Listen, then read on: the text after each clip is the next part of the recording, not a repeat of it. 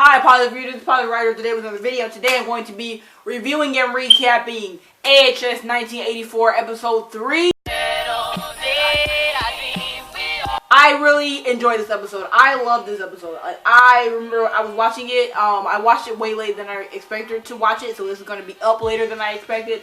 But I did really enjoy it, and it's called Slashdance, which is what I was just looking up on my phone because I'm crying, but I didn't remember. But this is the best episode yet, and I'm so excited for the next one. So anyway, let's just get right into this, the recap. So it started off right where the other one ended, because basically, Mr. Jingles and the Night Stalker were both trying to get into the respectable cabins that the groups of characters were in. So, the Night Stalker, he's like banging on the door. Ray, Brooke, and the nurse, Rita, and Chet were all like, goddamn, like, we were fucking up, like, we were about to get killed or whatever. And he came around the side, broke through a window. It was really intense or whatever. And he almost got Ray because they all ran. Because Ray is a coward. We already know. He's like, well, if he gets one of us, three more of us can survive or whatever. And they're like, what the, like, we're supposed to be sticking together, whatever. So he almost gets Ray, but then Chet runs back for him and saves him. And we stand Chet for sure because he's been trash. He was trash in the first episode, but now he's really getting better. We stand him now. Yeah, so at the other cabin with Montana, Xavier, and I cannot remember his name, they were basically about to get attacked by Mr. Jingles, and then he just starts walking away. And the next thing you know, something that's on fire goes through the window, and they're like, what the fuck, like, this is crazy. And then they end up getting out of the cabin, and they end up running, and then the other group was running. And then while the other group was running, Brooke and the nurse, they get separated. Nurse Rita, they get separated, and then Chet and Ray fall into a pit of like spiky, like freaking twigs, not twigs, like branches that are like spikes that somebody made as a trap. And Chet falls on one of them and it like literally impales him through the shoulder, so that's concerning. Yeah, so they're stuck in there, but Brooke and Rita, mostly just Rita, is like, you know, we need to still get out of here. So they're still running. Meanwhile, Brooke, Xavier, and the other guy, they end up, basically, we didn't really find out what happened to them until way later in the episode, because Brooke and Rita are kind of just standing by the car, and Brooke is like, we can't leave them or whatever, and Rita's like, you know what, you go get help. And then, well, actually Brooke wanted to go get help, but then she was like, you're gonna leave your friends, and then she was like, no, I just want to get help. So he's like, okay, take my car, here are my keys, go take it. And then she put something into her neck, and then like she like a syringe or whatever. It's like clearly something that's going to paralyze her. And so now she's like, I wish I could see the look on your face. And I'm just tripping at this point because Rita, I love her. Angelica Ross, I love her so much. I loved her in Pose, and I love her in this too. And she's just great. And I love Rita, especially because now there's an extra layer of badassery added to her character. Basically, after this happens, we start figuring out what happened to her and how she got to Camp Redwood. And basically the story is that she went before Benjamin Richter, aka Mr. Jingles, gets out of the asylum, as we saw in the last episode, or the mental institution, whatever. She goes to see him because she's been studying all these serial killers that were really popular back then, like Ted Bundy and stuff like that. And she went and found out what made them tick and how to make them talk, because before her, apparently, they would not talk. So they're like, Benjamin's a lost cause, he's not going to talk, And she's like, yeah, I guarantee he's going to talk. So they let her go see him, and then she's in there, and she kind of just ends up getting him to talk. And turns out he does not remember killing the people in 1970 in the cabin. He does not remember it, and he remembers. He told the people that, they told him he was even more crazy and that he was the lost cause and stuff. And I immediately like start being shook. My heart was beating so fast. I jumped straight up. It was insanity. Okay, I could not believe. Like, I was under the impression that he was just a normal serial killer who just kills people for fun. But no, there's more. And I'm so excited to find out more. So basically, Rita's like, okay, this is what we're going to do. We're going to get you out of here. And then we're going to try and see what happens. So you just have to be yourself, go out, we're going to let you free, and go back to Camp Redwood or whatever, because she knows that he wants to go kill the other woman that he ended up not killing successfully in 1970. And so she's like, somebody might have to die, but we just need to figure out how to stop, like, whatever goes on in your mind or to you that makes you want to kill people. So, and then she's like, we're going to solve the problem with serial killers, and there will never be another serial killer ever. So she's going to do this. So she gets him out and stuff like we saw him doing last episode. And that was, and gives him a knife and his robe and all this stuff, and you know, he's packed and ready to go. Back to real world life. Rita, not back to real world life yet. Rita did end up hijacking and stuff and kidnapping basically the actual nurse Rita, who was on her way to Camp Redwood. She took her car and stuff, and she put her in somewhere. She took her from where she was going, and she became Nurse Rita then. So she's not really Nurse Rita. I forgot her actual name, RIP. But yeah, so she took her identity so she could get into Camp Redwood completely unannounced. I mean, completely like unscathed with nobody knowing the wiser. Yeah. So she ends up dragging Brooke from the car where they were standing at into the woods or something. I forgot why they ended up really taking her.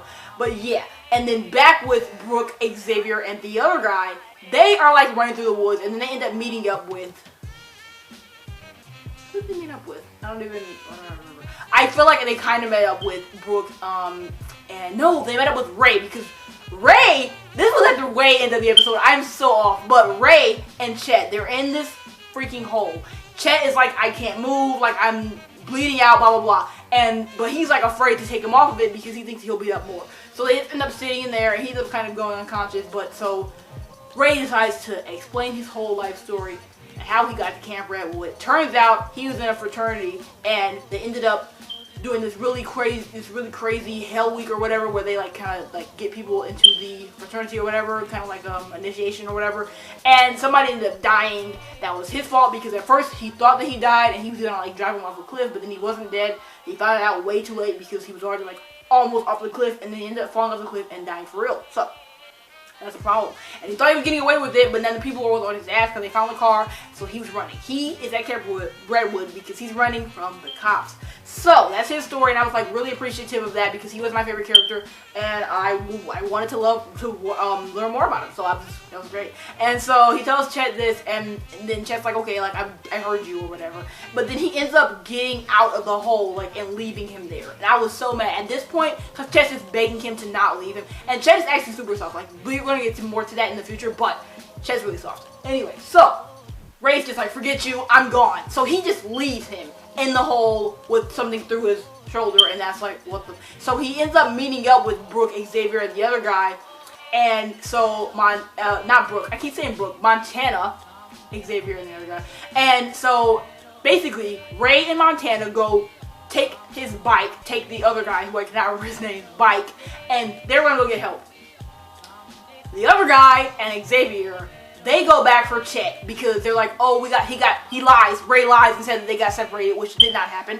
Anyway, so then we have split stuff again. So Montana and Ray, they go to the car, and they're going to the car, and well, not the car, the bike, and then all of a sudden, Night Stalker pops up. Ray's like, I'm not dying, so she takes the bike and like just like floors it away from Montana, and she's like, what the fuck? Because that's like some complete bullshit. So I was so mad at him at this point. I loved his character, but when he left Chet, I was like done with him. He was not my favorite character anymore. I was done. So he goes, and then he gets his head completely like clean, knocked the fuck off, because good old Mr. Jingles ended up seeing him and being like, you know, you're not getting out of here. So he just sliced it off, basically. So we love that. I actually am a little bit upset that he died so quickly after me beginning to hate him. I want some more time, but it's fine. It's okay. Also about him, Mr. Jingles, turns out there are these people who are terrorizing the town or whatever on the day that Mr. Jingles killed all these people, however many years in the future. And so they're like kind of, you know, aha, you know, it's a joke. They're all dressing up like him and like terrorizing people for like stupid kicks or whatever. So then in the middle of this conflict at the beginning of the episode or whatever, Mr. Jingles actually pops up, and it's the real one, and they're like, oh, you know, they think it's a friend or somebody who they were with who were just, you know, faking it. And then they both die. And then later on in the episode, Mr. Jingles sees somebody who is also one of those people who was just terrorizing people or whatever. But unlike the other ones who are really confident and just like planning for kicks or whatever, he is like, you know, I am so like shy and stuff. You didn't have to let me come along, because he thinks he's talking to one of his friends, but he's actually talking to the real Mr. Jingles.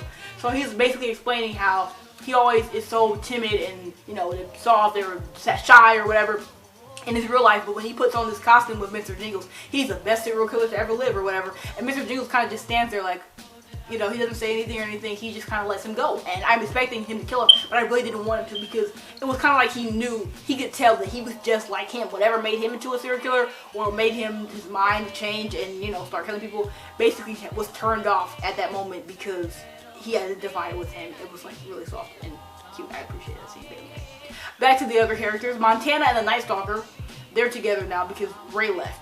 But back with the other people, with Xavier and the other guy, they go back for Chet. And turns out, they find out that Ray left him and they're like, what the F, like this is some bull. But anyway, they go down there and they help him up off the thing, out of the pit, and like, yeah, you know, we're good, we're trying to walk away, but then they hear some jingling. And then they're like, oh my god, like that's him, like we have to do something. But then the other guy's like, you know, he has no match for me. So he runs over there, knocks him down into the pit, and he's dying. You know, you can hear him go gurgling and stuff because he got stabbed a whole bunch of times probably. And yeah, and then turns out it was the guy from before that was like really soft and just wanted to dress up as him because he felt stronger inside or whatever. So it wasn't the real Mr. Jingles. They're like, oh yeah, this is a good thing. When they figure out it's a mask, it's not really him, you failed. So that's messed up. And then the episode ends at the point where we go back to Montana and the Night Stalker. They're talking and stuff, and he kind of has like a knife to her neck or something. And then they're kissing, and I'm like, okay, maybe she's just weird and like serial killers. But then she's like, why haven't you killed her yet? And it's clearly talking about Brooke because everybody else kind of has some sketchy reason why they're there, and she's the only other girl. So I'm mad. I did not want this episode to end. I was so upset when it ended. I was like, are you serious? Like, I was genuinely upset. I was mad. But it's fine. I am excited for the next episode. I hope you are too because that was a great episode. 5 stars for sure is my star rating for this for sure. Favorite characters. Chet, he's like really adorable. I really like his character. He's like kind of just, he used to be like overgrown athlete, clown, asshole. But now he's just, you know, running for his life. And I love the trio of him, Xavier, and I cannot remember the other's name as you know. But I love those people.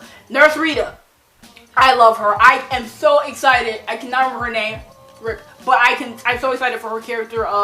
Like not even maybe development, but just to learn more about what happened with her and how she's going to see what causes Benjamin Richter to become Mr. Jingles. I'm super excited.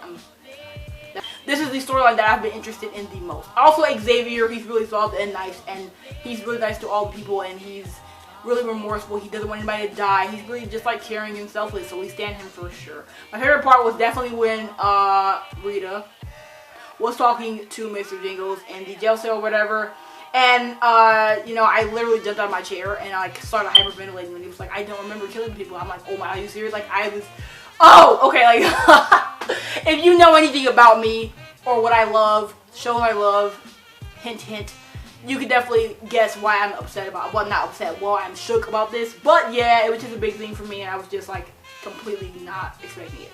Overall feeling, the episode was amazing. Kept me on my toes, twist after twist after twist. Everybody basically is trash except for Xavier, Brooke, and the other guy in Chet. So glad we got to learn more about the characters. I was genuinely upset when it ended. Like I said, I was very mad.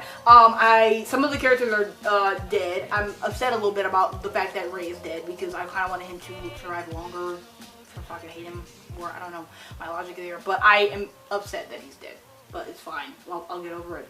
I love the trio, and I'm so excited for the rest of the show. It's already so good, and it keeps getting better with every episode. So I hope you guys are excited as me.